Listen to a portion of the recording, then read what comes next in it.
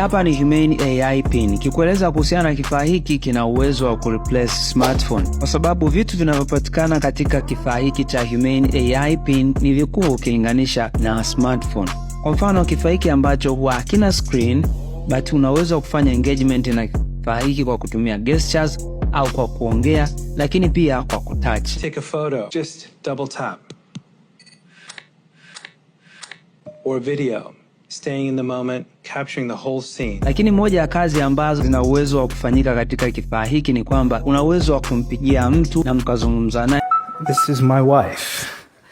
I'm gonna have to get this. Hello? Na una uwezo pia wa kumtext just kwa kuongea.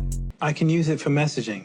Tell Andrew I'll be there later tonight. Kitu kingine ni kwamba kifaa hiki cha Humane AI Pin kina uwezo wa kufanya translation ya lugha mbalimbali. What should I get here? 我在这里该点什么呢? Lakini pia kifaa hiki kina uwezo wa kutambua amount ya nutrient inayopatikana katika chakula fulani. How much protein? These almonds have 15 grams of protein. How much is this online?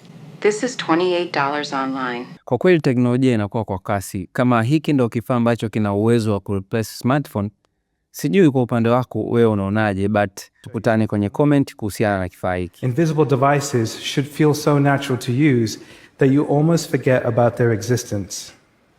Les appareils invisibles devraient sembler si naturels.